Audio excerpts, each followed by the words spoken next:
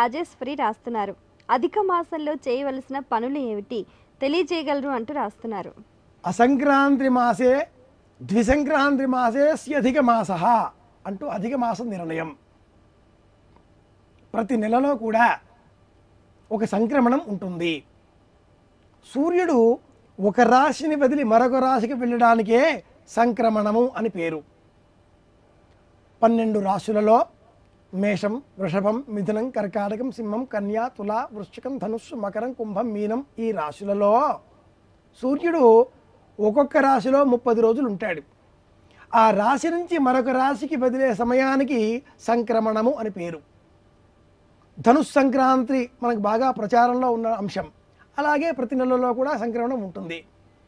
ఎప్పుడైనా ఒకసారి, ప్రతి 2.5 సంవత్సరాలకు ఒకసారి, 5 ఏళ్లలో 2 మార్లు ఈ విధంగా సూర్యుడు ఒక రాశి నుంచి మరొక రాశికి ప్రవేశించేటటువంటి కాల ప్రమాణములో పౌర్ణిమ అమావాస్యల మధ్యన అటువంటి సంక్రమణములు చోటు చేసుకోవు.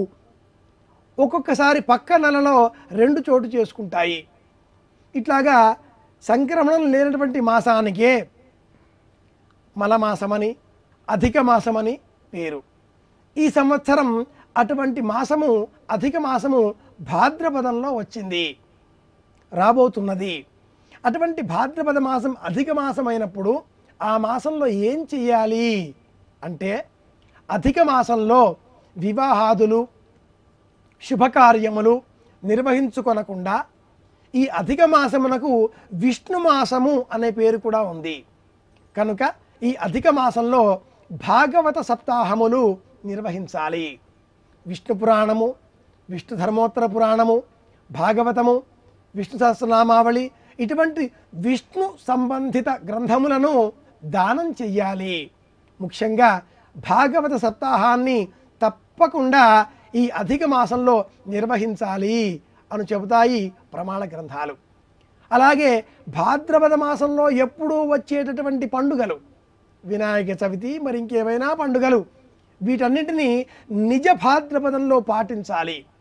నిజ భాద్రపదం కంటే ముందు వచ్చేటటువంటి అధిక భాద్రపదంలో, ఈ సంవత్సరం అలాగా వస్తుంది కాబట్టి చెబుతున్నాను, అధిక భాద్రపదంలో మట్టుకు భాగవత సప్తాహము అనే ప్రక్రియని ఆచరించాలి. 7 రోజులలో భాగవతాన్ని పారాయణం చేసినట్లయితే తప్పకుండా మోక్షం లభిస్తుంది, కైవల్యం లభిస్తుంది అంటూ చెబుతాయి ప్రాచీన గ్రంథాలు. ఇది